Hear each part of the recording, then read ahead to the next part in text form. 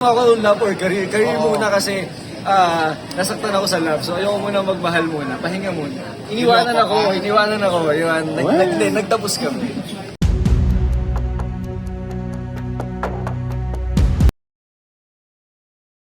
Iniisipin ng tao na yun yung gusto kong gawin. Ang dami kong gustong mga role pa na gampanan. Pang role? Gusto ko siya maging superhero. Gusto kong malagay sa action. Gusto kong malagay sa Black Rider. So alam mo yun, kung ganitong mga role lagi ang kukunin ko, baka mamaya lumayo sa akin yung mga ganong klaseng opportunity. But hopefully, sana makagawa tayo. Speaking of makiling, magtatapos na. Magtatapos na. Nagpaalam ka na, di ba? Nag-last shooting day na kami kahapon.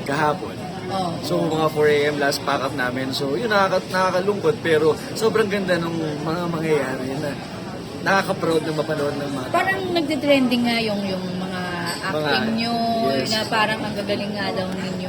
Parang paano kayo na-motivate dito sa show na to? Siguro dahil yung isa pa lang magagaling na talaga at saka gusto talagang gawin nila yung best nila. So pag nakikita mo ginagalingan ng isa, ay, siyempre kailangan galingan mo din.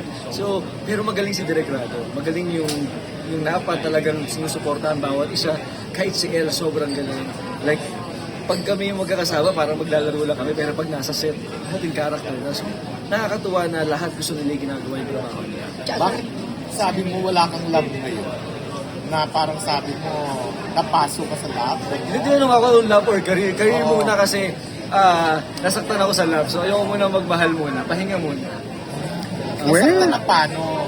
Iniwanan ako. Yun, nagtapos kami. So, Pangit na. Hindi naman pangit, pero kasi 9-year relationship. So, matagal, so mahirap mag-move on. Pero nakapag-move on ako, pero ayoko lang ulit Sino magmahal. yun? Gaano katagal? Gaano pa nakatagal? 2 years na ako single. After that.